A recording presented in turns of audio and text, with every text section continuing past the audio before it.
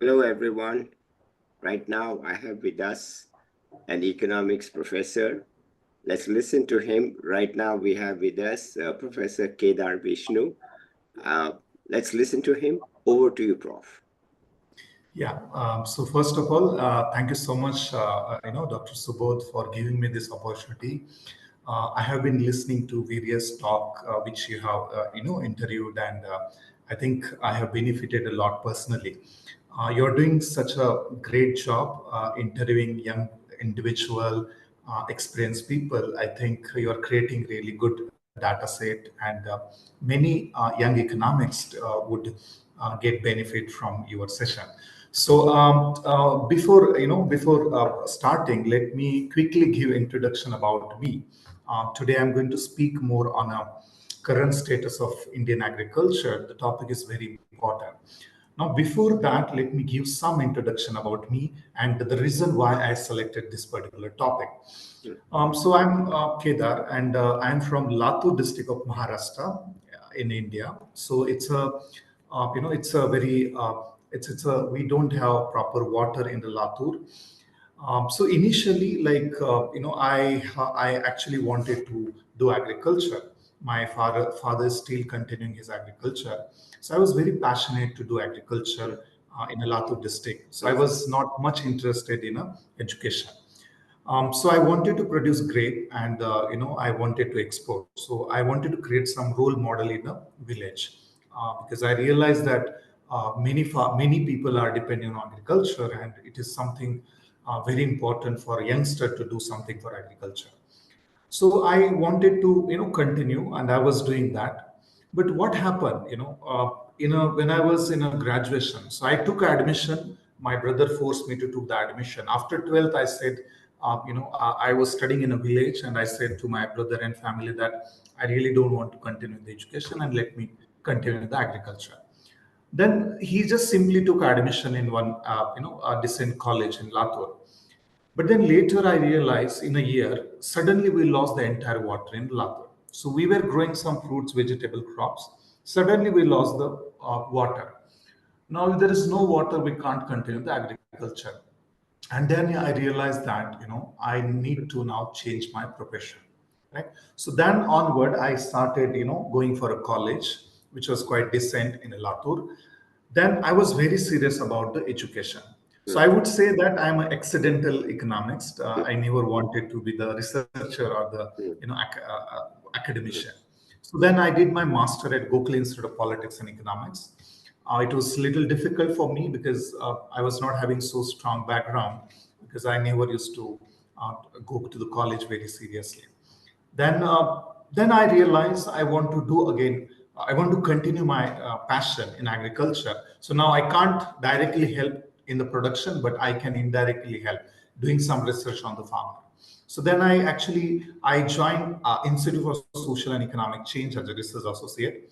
So I worked there for 3 years. Then I realized that I think I should go for the same field and do the PhD. So I did a PhD from Institute for Social and Economic Change, Bangalore. And then from that onward, I have been doing a lot of work on agriculture. So what I generally do, in fact, I actually try to, combine the research on agriculture and institutional economics. So after spending a lot of, let's say, almost 10 to 15 years, I realized that, there are many young economics should continue the research with agriculture, and that sector require, a lot of support. So I'm continuing the passion. Then I joined Bangalore School of Economics for probably 1 year, and then I took a break, and I thought of looking at some of the developed country how they are progressing. So I visited China, I visited Russia, I visited US, and again it was funded by some of the international organization. Then I realized that India is lacking. In fact, initially I was very proud. Of course, I am still proud of India. But then I realized that we have a lot of potential, but I think we are not able to capture that potential. If you look at the productivity of China, they are really doing well. Even if you look at the any other developed country. So that's how I've been continuing. Right now, I'm working as a associate professor in a Manipal Institute here in Bangalore. Prior to this, I was with NMRS. So this is all about my educational background. Now the topic which I have selected, so let me share the PPTs. Um, Professor Subodh, are you able to see the PPT? Yes, you can make it Yeah, full screen. yeah. Now I have made it full screen. I know we still see other things, but if you want, you can. Okay, just 1 minute. I think Yeah. stop sharing. I will do that. Mm. Um, I'll share the entire screen. Yeah. Okay, I'm going I to. hope. Yeah. Let me just. Yeah. Now it is coming. Entire Yes, it's screen. good. It's good. Perfect, perfect. Mm. So I'm going to speak on current state of Indian agriculture. I'm still continuing my passion, and I really want to do something for the farmer. So I will be speaking. Also, in my this particular talk, I would be, just 1 minute. I think. Yeah, yeah. So slides are moving. So in my today's talk, I shall speak more from a. I shall try to cover the reform which we had in agriculture sector from 1960 onward, how the agriculture sector has shifted in India. Then I will focus more on the current status of Indian agriculture.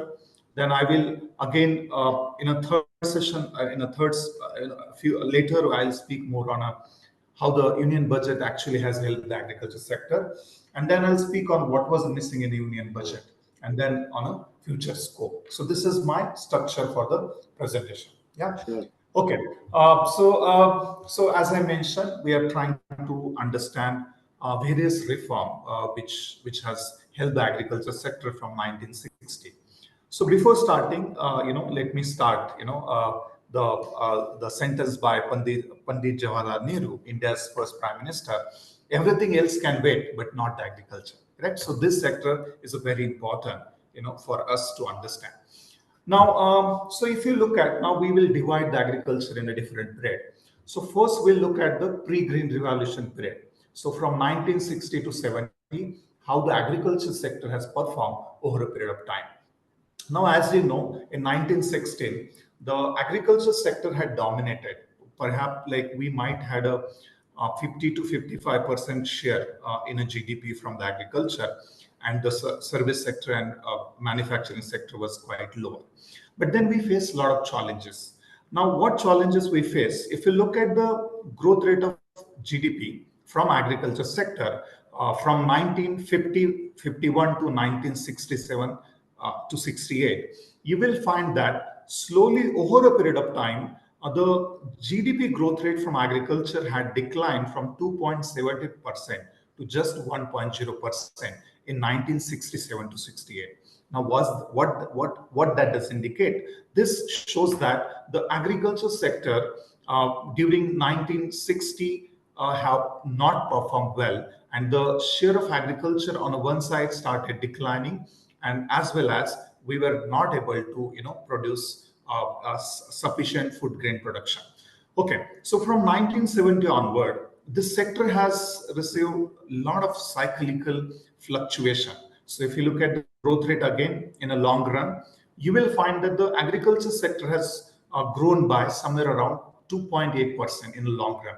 Now, what does that indicate? This indicates that the agriculture sector has not performed well. Now, 3% of the growth rate is not good in a long run, particularly when still we have 55% of the people still depend on the agriculture, correct? So now, so what policymaker thought of, so during this time, particularly in 1960s, mid of or the late of 1960s, many agriculture economics played a very important role, correct? And of course, Professor Swaminathan has played a very important role for helping the sector. So during this time, we thought of increasing the agricultural productivity. So we have given a lot of importance for high yielding variety crops. We had actually tried to use a little modern technologies. We also tried to use some kind of chemical and fertilizers, and a lot of emphasis was given on irrigation facilities. Now, during this time, we actually were able to, to overcome some kind of, productivity gap. So this kind of initiative by the government actually help us to increase the total food grain production, and we had a lot of crisis of the food grain production during that time. So this actually has helped the Indian agriculture sector to help the total food grain. It has also helped to achieve some kind of it has actually helped us not to import so much food grain and let us have our own food grain. So this actually helped the agriculture sector. So during 1960 and 70, this is how we actually try to boost the agriculture productivity in India. Now, similarly, like a lot of reform which is taken by the government. So one reform was to, so one way from 1960 or from the Green Revolution, we actually tried to increase the agriculture productivity, no doubt about it. So now slowly, again, the productivity was mostly benefited to the wheat and rice cultivator. Again, it is mostly from the Punjab, mostly from that particular state, Punjab and Haryana and all the states. So then we realized that the benefit of agriculture should be for everyone. So government realized of having inclusive growth. So therefore, government have again government went for the land reform in 1967. So the government started redistributing the land through the land selling lots. So probably the government had a major objective of redistributing of land from large farmer to the small farmer, or making sure that few individuals are not owning a lot of lands. So this actually helped many states to some extent increase the productivity, because it was mostly dominated by few individuals. Now, during 1960 to 67, this is one of the very important step which was taken by the government. So in 1966 to 67, still government thought that farmers are not getting the good prices. So market are not operating at efficient level, and farmers are not getting good price. So just to incentive them, or just to make sure they are getting proper remunerative prices, the government started minimum support price for the wheat crop, particularly from Punjab and Haryana. So from 66 to 67 onward, government has started giving a lot of incentive for the farmer, correct? So then later it extended to the other crop. So presently we have the minimum support price for almost 23 to 24 crops, and that is actually helping the farmer, to get the remunerative prices. Now let us look at the impact of those reform on a food production. So you see here in this graph, I have taken this from Dr. Pratik article. So you see from 1950 to 1970, we used to have a lot of food scarcity, correct? We used to import a lot of food grains and all, but then this green revolution actually helped us to reduce the problem of food security, food shortage. So to some extent, this period actually, still we had little shortage of food grain, but then the shortage started decline. The portion of shortage was quite lower as compared with the 1970s. From 2000 onward, we became the food sufficient country, and then 2010 onward, now we have food surplus, correct? Food surplus. So this is how the various initiative which has taken by the government help us to shift from food shortage or food scarce country to the food surplus country. So this is a very fantastic, I could say that it's a very fantastic achievement we have done in India. Now, what is lacking? So now let's come back to the topic. So we have studied up to 1970s. Now let us again. So now from 60 to 70, government actually emphasized more on boosting the agriculture productivity, while giving more importance for fertilizer, chemical, irrigation facilities and all. From 1980 onward, government shifted its focus and they thought of connecting the farmer with the banking system. So during this time, the agriculture sector had shown somewhere around 3% of the growth rate during 1980s. Now, a lot of emphasis was given for the credit reform and development of infrastructure. Now, that is one of the reasons why Government of India started NABARD in 1982 as an apex institute for a rural credit. Even in 1984, the government also started the National Horticulture Board. So, this during this time, I would say that incentive, or the government have tried a lot to just help the farmer to get some kind of loan for boosting the agriculture productivity. And again, it is not only for a large farmer, but government also attempt to make sure the small farmers are also getting, a chance to borrow the loan from the formal institutional structure. So what has happened? So one side, creation of a more loan or create or expansion of a credit institute, and another side, development of the infrastructure. So these two things which government actually tried to emphasize during 1980s. But still, there were many problems which we were facing during 90s. One problem was that still we were not able to increase the agriculture growth significantly as compared with any other countries. The diversification was not taking place. So we were just focusing more on a food grain.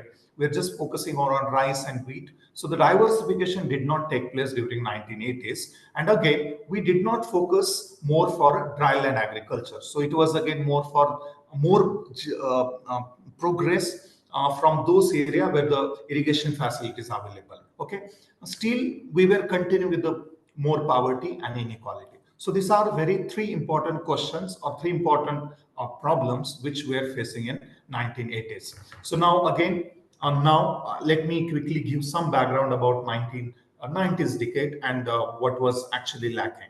So now as compared with the 80s, we had somewhere around 3% growth rate. In 90s decade, the growth rate actually has increased from 3 on an average to 4%. So, but then the growth in agriculture was mostly dominated from the non-agriculture sector.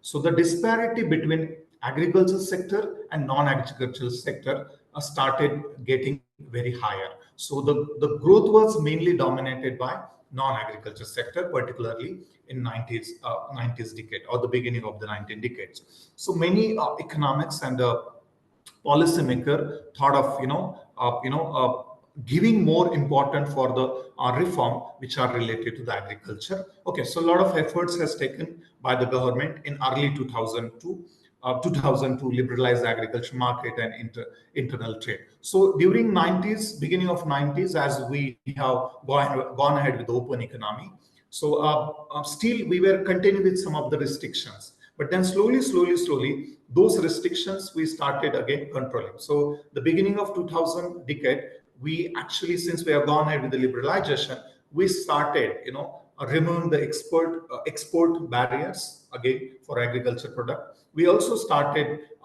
the encouraging farmer to go for cash crop. So because we wanted to benefit from the international market, so we emphasize more on growing the non-agriculture sector as well as the commercial or the cash crop. Correct.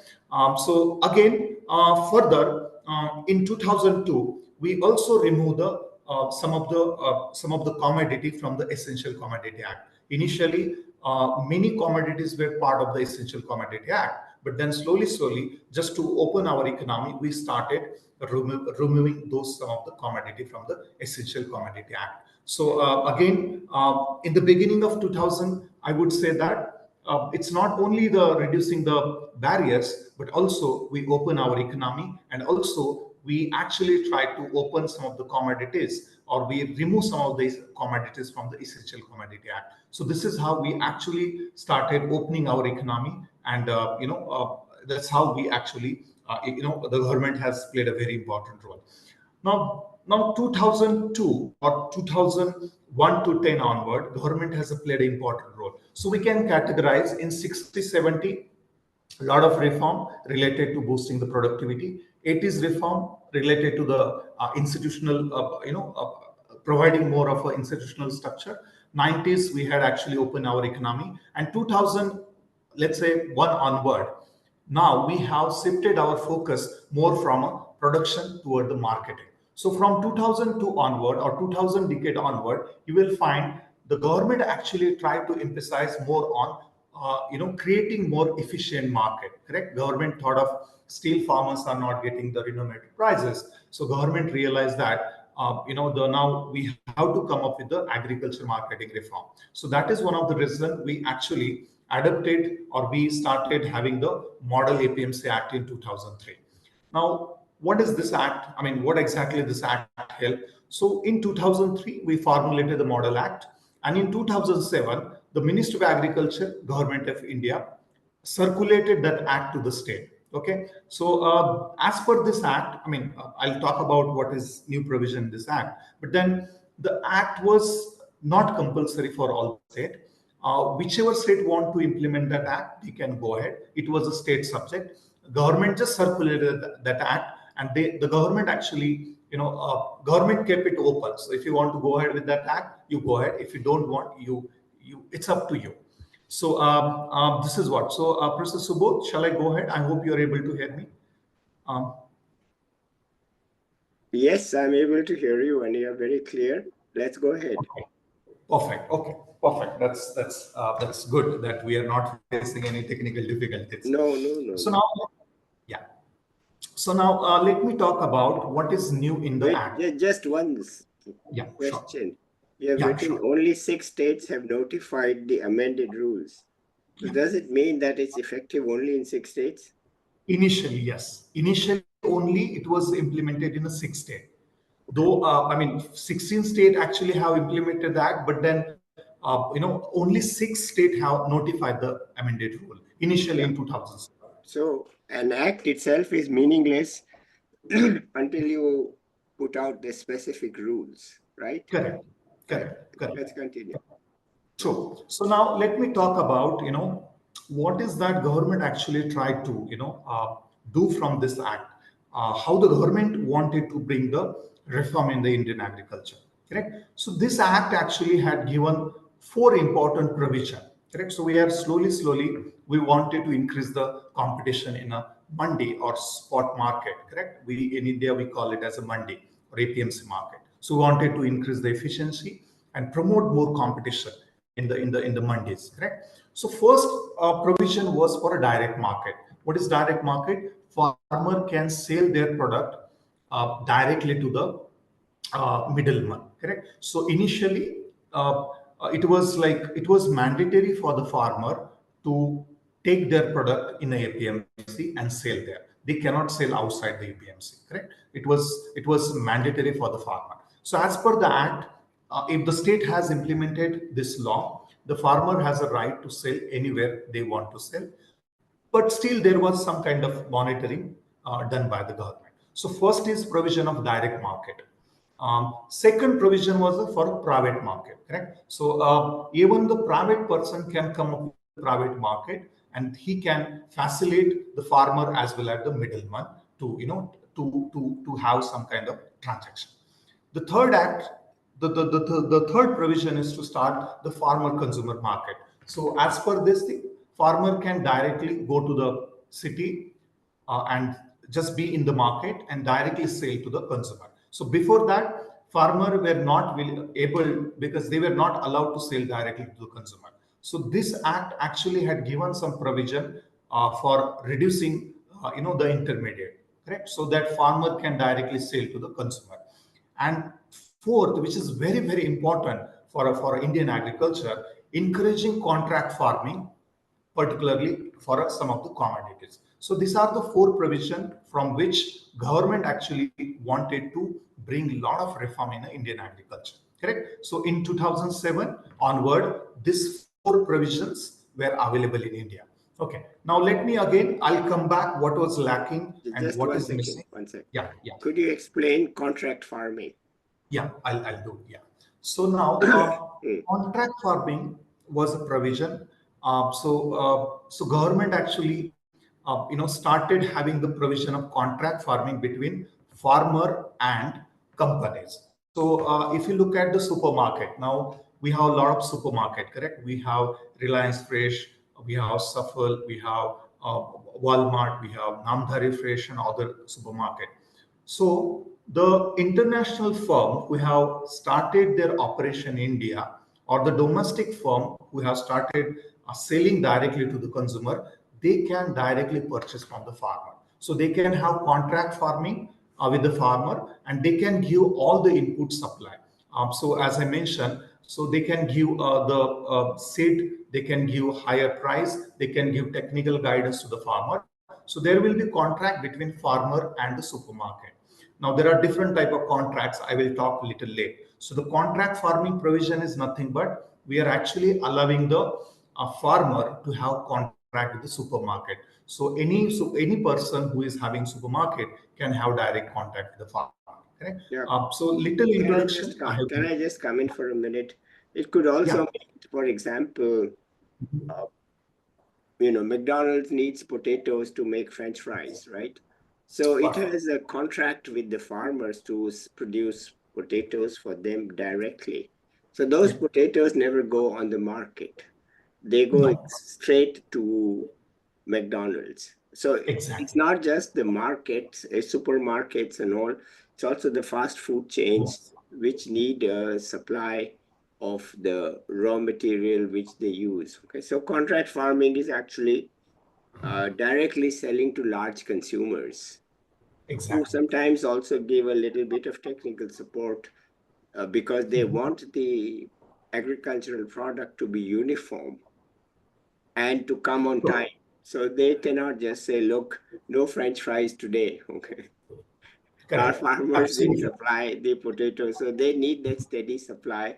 They need of a uniform quality because their machines are going to process them. Exactly. Exactly. And so it's actually the effort on the part of large consumers to get controlled inputs into their process. Exactly. Okay, good. Thank you. Exactly. Because I'm not sure that everybody knows it, so I thought I'll just come in. Okay, Yeah, let's continue, that's please. that's good. So I will add few things. So when I'm talking about this act, I will add because I will connect. Recently we had introduced the act, and then again we have again banned the acts. Okay. So again in 2011, we actually government had constituted one committee again to improve the agriculture infrastructure. So government wanted to create the government wanted to have those market where there are not much barrier. Government also wanted to promote investment in infrastructure, and also a government wanted to increase the consumer share in farmer income. So if the consumer is paying, let's say, 40 rupees for buying any crops product, that most of the portion should go to the consumer and not the middleman. Correct? Right now a lot of share is going to the middleman. So government wanted to introduce or bring a lot of reform in a APMC, so that the consumer share in a farmer income should go up. Okay. Again, a lot of asymmetric information about the market, which government actually tried to reduce it. Correct, because there was still some kind of asymmetric information gap. Farmers were not knowing about the direct market, private market, consumer market.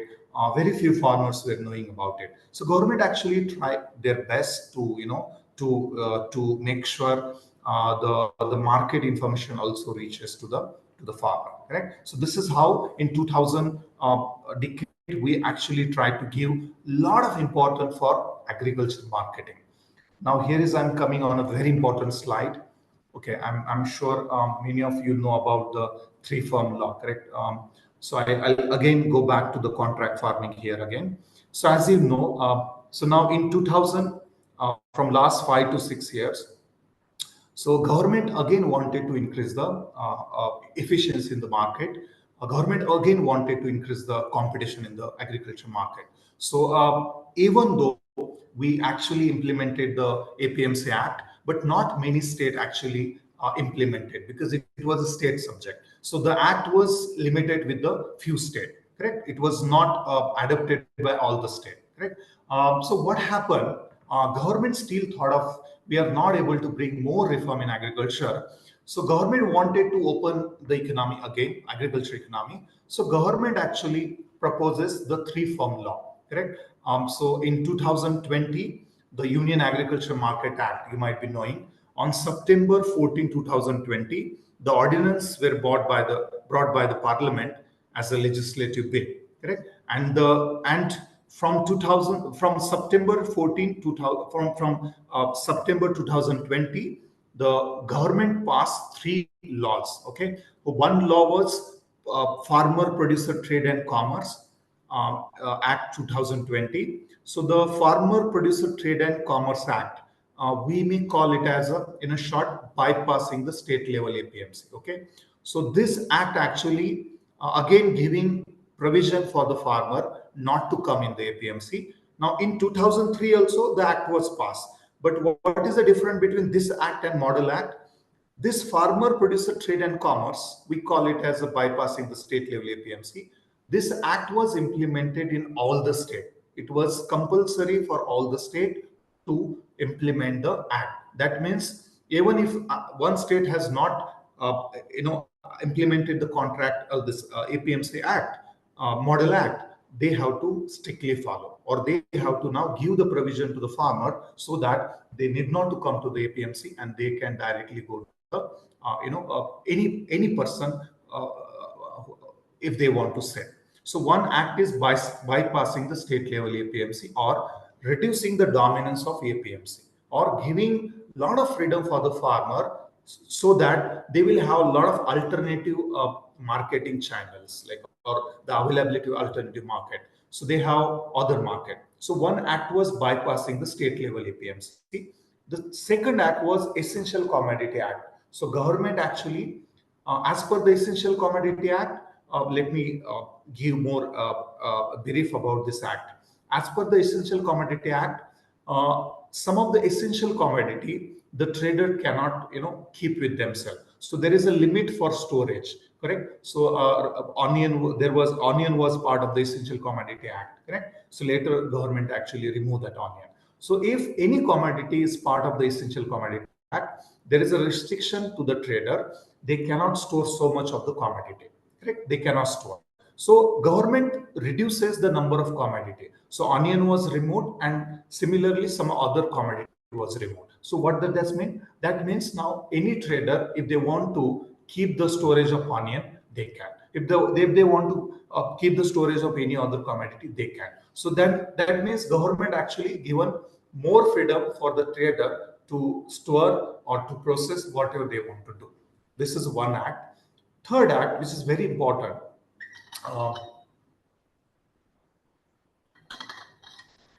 So we call it as a Farmer Agreement on Price Assurance and Firm Service Act. In a short, we call it as a contract farming bill. Just to understand, correct? Just to understand. So the government introduced this three laws to bring more reform in a production as well as marketing, correct? Now, what was lacking? So what was basically the government actually thought of bringing bringing a lot of reforms, or the government thought of reorienting the existing regulatory framework. Government again thought of creating ecosystem where the farmer and trader enjoy the freedom of choice, and government thought of creating a lot of competitive alternative trading channels. So these are the three important things government had there in their mind while introducing the three-form law. Now, what was missing? I will speak on that. Correct. So that's what I'm going to speak next. So these three laws actually have literally helped the Indian agriculture, but I will talk what was lacking and why we have withdrawn the three-form law. I would say after the Green Revolution, after after one or two reform, this is one of the very important reform the government actually had introduced in a recent time. It's very essential. Now let me come to what was, so let me first differentiate this very important act, Contract Farming Bill. Okay, so we can call it as a Contract Farming Act, correct? Which was proposed by the government in 2020. Now, how this was different from the Model Act?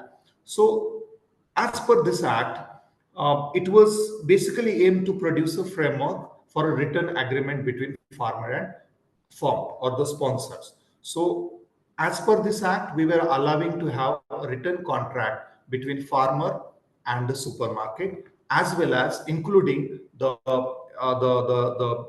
this kind of we have McDonald's and all. So those firm also, they can have contract with the farmer, so they can get the input like sir had Professor Subodh has already given. You already given the example. So you can purchase potato, you can purchase onion, you can purchase this capsicum, you can purchase cauliflower, and you can make a pizza from that. So this all how this McDonald's and other firm are doing it. So they are directly purchasing. Now before this, the provision was there in Karnataka state, Maharashtra state, and some of the leading state.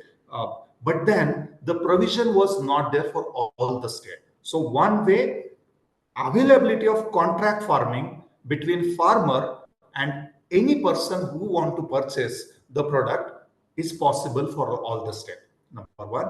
Number two, this law is a second significant departure is in the expansion of the scale of the bill. Now, as per the law, there is a contract and the farmer, the firm can supply seed, feed, folders, agriculture chemicals, machinery, technology, any kind of technical advice and non-technical advice and other input to the farmer. So as per the return, you can give all this kind of provision or all this support to the farmer, which was not there earlier. Correct? So this is something which is very important for boosting the agriculture productivity. And third thing which was available in this law was a dispute settlement mechanism. So now this is how the government actually introduced the law. Now what was lacking, I will speak more from that because that's very important. Correct? So you know that a lot of farmers actually from 2000, many farmers from Haryana, Punjab protested, and they actually were recommended or they were asking the government to withdraw those three farm law. Now let me spend another 2-3 minutes. Let me talk about what was missing in this three farm law. So first thing, though the contract provision was available, but again, many farmers thought that the government will banish the APMC because as per this act, the government were actually giving freedom to the farmer, so farmer need not to come to the APMC. So the first misunderstanding with the farmer was because they thought of the APMC might vanish, and if the APMC vanishes, how the government will allow the minimum support price, because right now the government take the MSP, correct? MSP from the APMC, and then that's how they decide. So the first important drawback, the farmer thought that the APMC will vanish.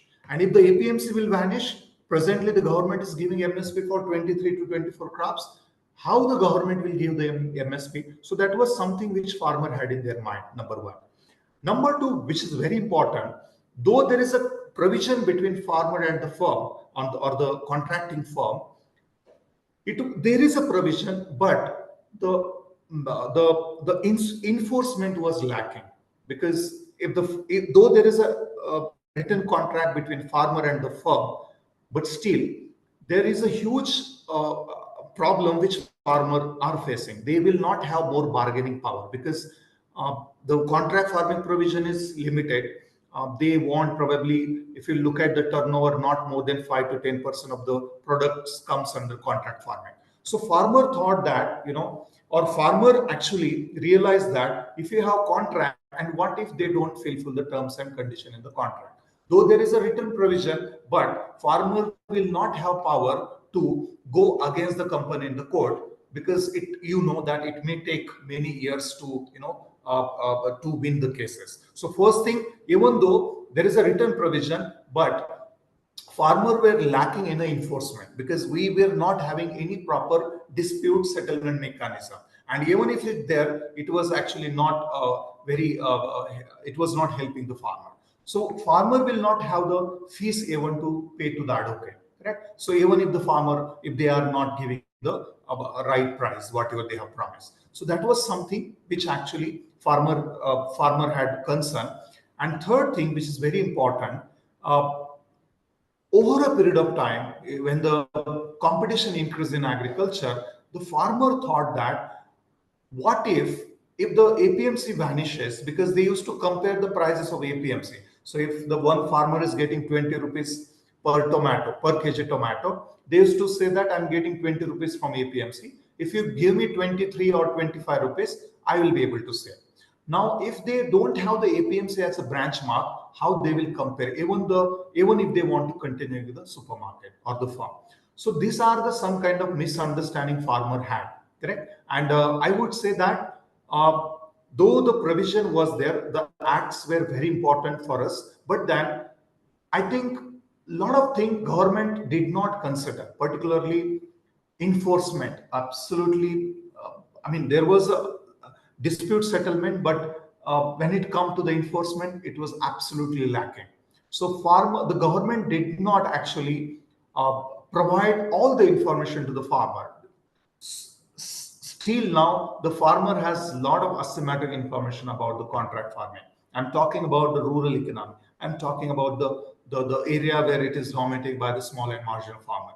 So in India, you see now the contract farming has greatly benefited mostly for the large farmer and the farmer, small farmer who are little educated and who have the irrigation facilities. So this were the basic drawback of this three formula. I have done an empirical work on it, and we have tried to quantify the opportunities behavior. Probably that I won't be able to share within a time, because so that I will share little late. Okay, so now we'll move to that is the reason why we have withdrawn the three formula. Okay, so now let us now look at the current status. Correct. So now now probably for another 5 to 10 minutes, I'll speak on what is happening right now, because we wanted to understand how the government has brought the reform. So right now, if you look at the growth rate of agriculture, you see we have achieved 3.3% growth rate in 2021 and 22. But one major concern now, if you look at the GDP growth rate for financial year 23-24, we had only 1.4%. Now you see, we have talked about 3% growth in 90s. We have talked about 3 to 4% in 2000. But now, recent time for financial year 2023-24, the agriculture has just performed by 1.4% GDP growth rate. So this is a major concern, correct? This sector contribute 21.2% in the total value. This sector has almost 12% of the contribution in export, and we have almost 5% of the contribution in import, correct? But still, 54% of the people are relying on the agriculture. So I will give some statistic now, and then I will talk about the recent reform which government actually introduced in the union budget. Okay. Now this is very important thing for Indian agriculture. As you know, 85% of the 85% of the area is mainly or 85% of the farmer have very limited area in agriculture. Our Indian agriculture is mainly dominated by small and marginal farmer. So if you look at even marginal holding up to 1 acre, we have almost 69% of the marginal holding. That means what is the marginal holding? That small area, that the operating holding, like small portion. So that means our 70% of the land is just belong to the marginal. We have 17% small holding, 17%, and we have above 2 hectare, we have 13%. So this statistic shows that we have a lot of marginal holding, which is again dominated by the marginal and small farmer. If we have higher holding, we can go for technology, we can go for cultivating the land together, or we can get benefit from the advanced technology. But if there are small holding, I think will not be able to get benefit from the technology. Okay. Now, so this is very important slide I want to highlight here. Now let us look at the recent performance of agriculture, industry, and service sector. Dr. Subodh, you have any question to ask as of now, or shall I go ahead? No, you go ahead, but Yeah. we have only 5 minutes before it's the next person's turn. Oh, sure. I will try to summarize. You are very clear, so let's go ahead. Yeah. Okay. So will not take much time. One thing is that agriculture is not performing well. Okay. Even the gross capital formation has not gone up. Okay. Now here is a very important thing. Now look at the union budget. So now let me just highlight, if you look at the total allocation of 44.90 lakh crore expenditure overall, so it has gone up by 7%. Agriculture total allocation has just increased from 1.27 lakh crore to 1.32 lakh crore. That means just probably 4%. So still in a union budget, agriculture has performed very poorly, but still we have neglected. Okay.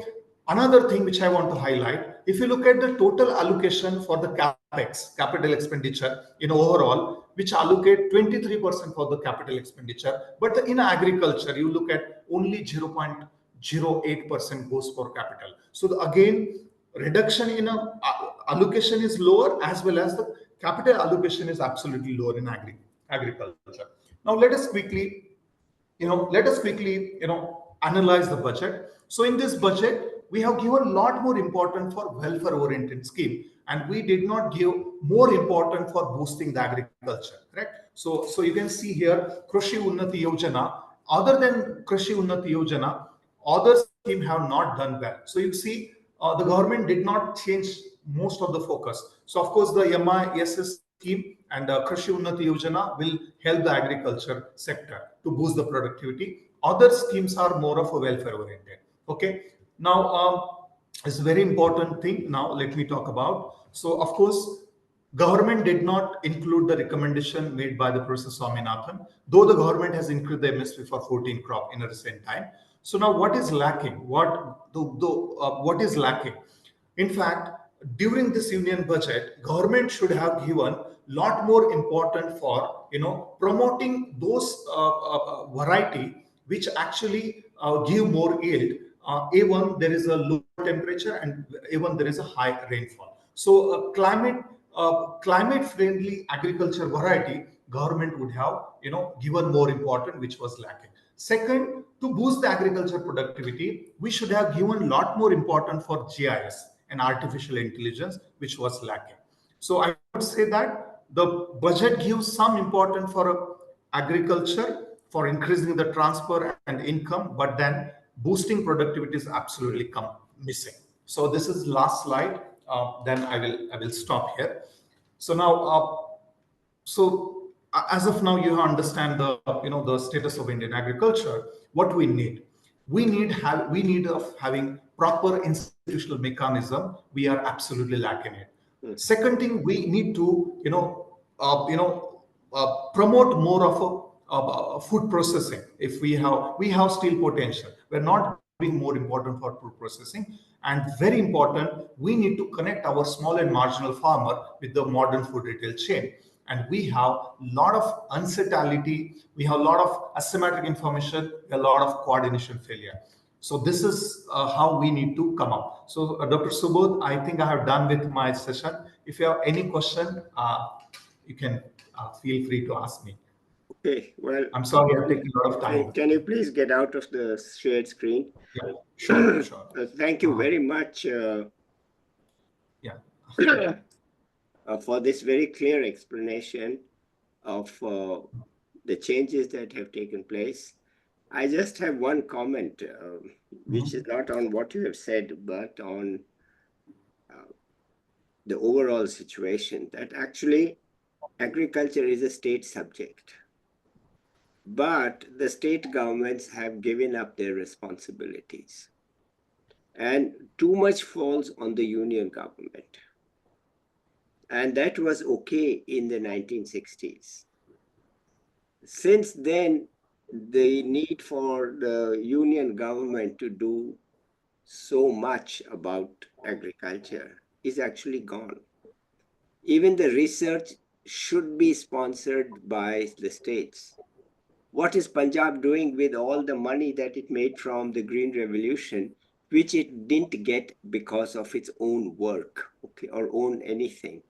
It got the Green Revolution because of union government expenditure and foreign technology. Out of that, they must put some of that money into agricultural research, but they haven't done it. And so we should stop asking what the union government is doing. It is not a union subject. It is a state government subject. And the time has come for the state governments. As you said, only 16 took the act, 6 notified it. They're asleep. They're sleeping. It's their people, their jobs, their output. And we need to stop thinking, what is the Prime Minister doing? We need to start asking, what is the Chief Minister doing? I think that's my main comment. We don't have much time, but I think that really this whole business is, why do we need to bypass the states? Okay. The subject is a state subject. Why is the union government saying, I'm going to bypass the states? Technically speaking, it's not even constitutional because it is a state subject. So, but the problem is that the states don't take the responsibility. And they don't take the responsibility because we are so used to thinking, what is the central government, the union government, the Prime Minister doing? The answer is, we got to stop that. We just stop it. Okay. Shift the responsibility where it is on the ground, reality, and where it is in the Constitution. So the political reality, or the constitutional reality, and the ground reality require action by the state's chief ministers.